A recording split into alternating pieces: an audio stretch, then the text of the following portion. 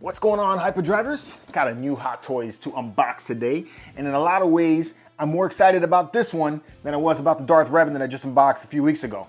This time, I got the Lord Starkiller from Hot Toys.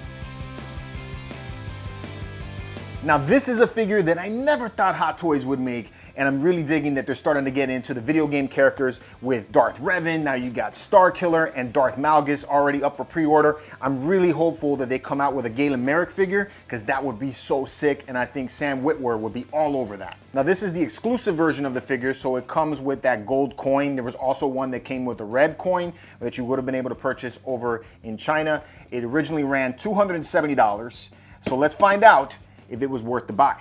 All right, so let's go over what you get for your money. This is the box that the exclusive edition comes in. You're gonna see that it has the Sideshow exclusive silver sticker right there, letting us know that it is. You got an image of Lord Starkiller right there, another one right there. It says Legends, because that was the best. Lord Starkiller Legends. And then on the back it says Video Game Masterpiece, which is cool. Another image of him right there. And then we're back to the front. You slide open the box. There is the art that comes with it, little art card. This looks really cool. I like how they have them posed there. I wish the lightsabers would light up like that, but we all know that the USB sabers do not light up that way, but it still looks really good. Looks like there's just one layer, and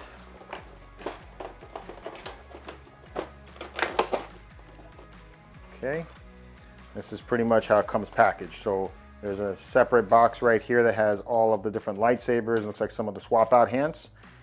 And then the figure looks like this inside of the box.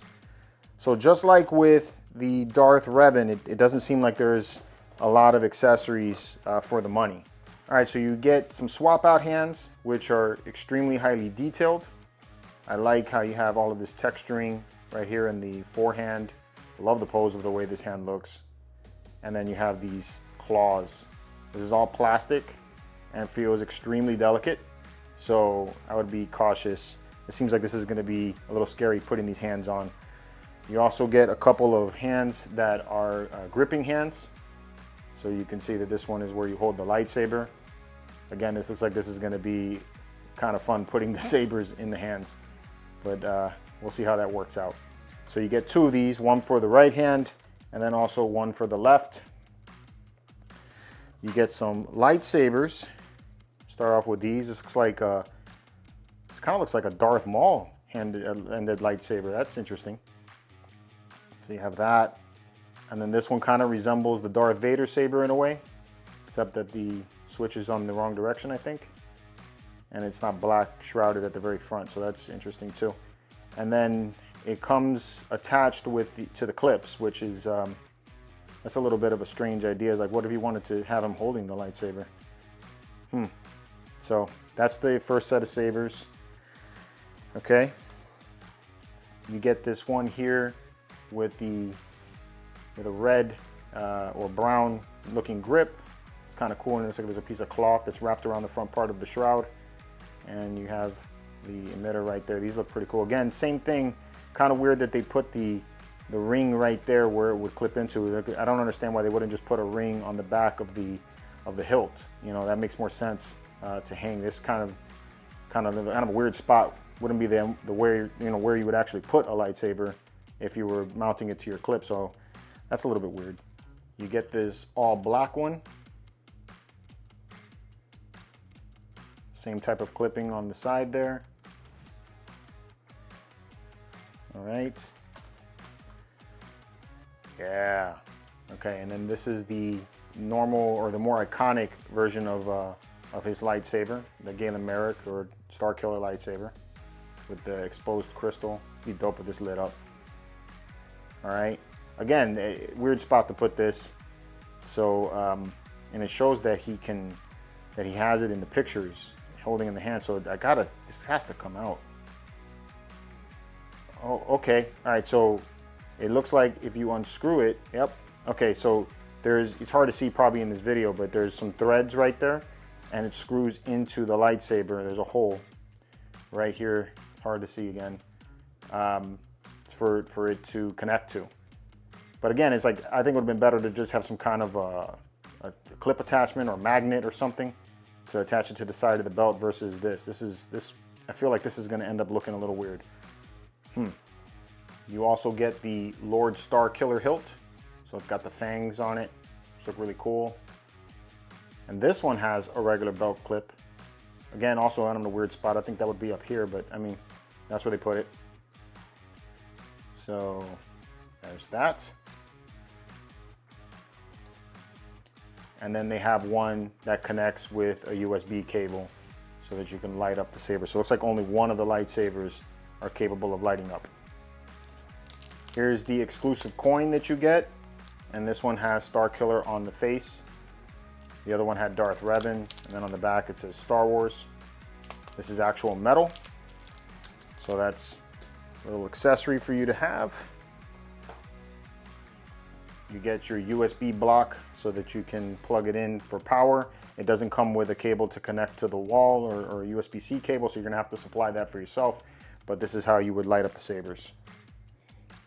You get a couple of straight blades and you get a couple of in-motion blades. So if you want it to look like he was swinging the sabers around, you have that option as well. Here's the base. And just like with the Darth Revan, it's got the notches in the base. And it says Star Wars Lord Starkiller Legends on the front.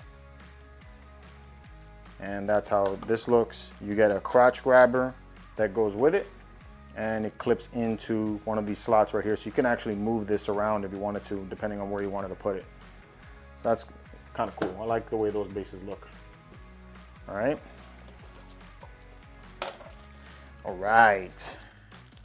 And last but not least, we got Starkiller. This thing looks awesome. Wow. Okay, plastic's getting caught in the claws there. Very, very cool. Man, the detail in this is really, really nice. Just look at that freaking portrait, man. I love the weathering and the scratches and scars all in the helmet. The colors look really cool. That looks super, super dope. The detail in the costume, all of the stitching, that looks awesome. That looks really good, the way the belt looks. You got the one belt clip right here. So it looks like the others just kind of slot into the belt. He's got his ponytail right here, and it looks like this is at least a little bit posable. It moves. So that has that. But just look at the way that the back is and everything. Almost looks like he's got a spine going down the back. That's kind of neat, but this is just like a belt. Looks like it kind of straps around there. And then you got this detail in the lower area of his tunic, I guess I'm gonna say, or these sashes, but I like that. That detail looks really good.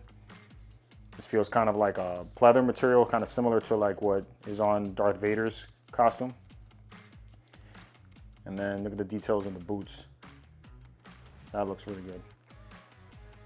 Okay, so it looks like you got a lot of motion in the head. You can turn the head around. There's lots of motion right there. Your arms are gonna go back about this far. This is scary as hell, these wires that hang off the side of the arm. That looks like a point of breakage, so I would be very delicate with that. And I mean, I know this is the way the costume looked, but having it run so close to where the hand position needs to be, I gotta imagine it's gonna be hard to put these hands on. So, and the claws look super cool on these too. These are the other hands, the more relaxed ones. Very nice details though. Okay, let's see, you got double joints in the elbows, so you can close the elbows like that. You can pull the arm back about that far. You can go about that far forward. So good range of motion in the arms. Let's see about the waist movement. Nah, this is just like Revan, man. This sucks. So there's very little to no movement in the waist. You want to kind of be careful with that ponytail too. So you really don't have a lot of range in the waist. So it's gonna make doing any real dynamic poses a little bit challenging. So yeah, a little bit stiff in the upper body.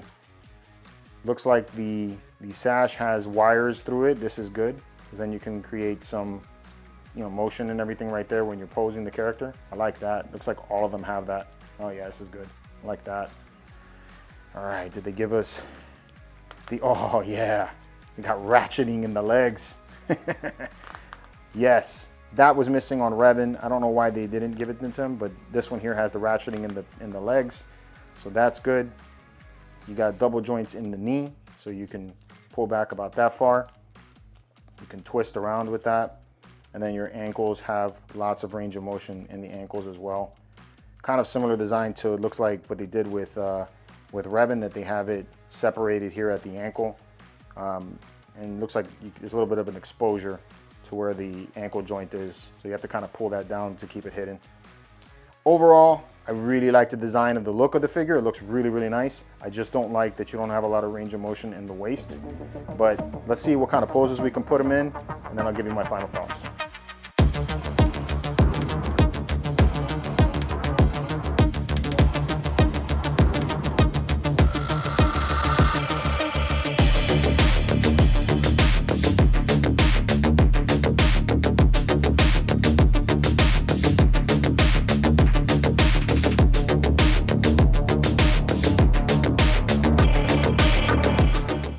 All right, so after posing it for a little bit, I will say that I like this one a little bit more than the Darth Revan. I love the way the figure looks. He looks just like Starkiller, like Lord Starkiller from the end of the Force Unleashed video game. Vicious, the costume design is sick. I love the details and all of the weathering and the armor dings and all of the colors that they chose on this one. It looks magnificent. Also, the body is a much improved body compared to Darth Revan. You got ratcheted joints, the joints around the ankles and on the arms, they feel nice and tight, so it feels like he can hold poses, especially dynamic poses, pretty well. Also, I love that they went with wiring in the sash, which just adds a little bit more dynamic flow to the whole piece. Even in stoic poses like what I have right here, it looks really cool. The one thing that I will say that I didn't like in this design is what they did with the lightsabers. Having them mount in this way where they screw into the side makes them rest kind of awkwardly on the belt, and it just seems like they're floating in place. It just doesn't look natural to me. It would have looked better if they added magnets possibly to hold the lightsabers, if they wanted to do it that way, or at the very least, just do what they did with the Lord Starkiller lightsaber already. Just add a ring at the very end of it and have it just clip and hang on there. I think would have felt a little bit better than having the screw in the very center of the hilt, making it look like it's just floating in place. And like I said at the beginning, this figure looks incredible and has such a presence. And I think if you were to choose between this one and the Darth Revan, this would be the way to go. But that's my thoughts on it. Let me know what you guys think about this figure in the comments below. And until next time, may the Force be with you.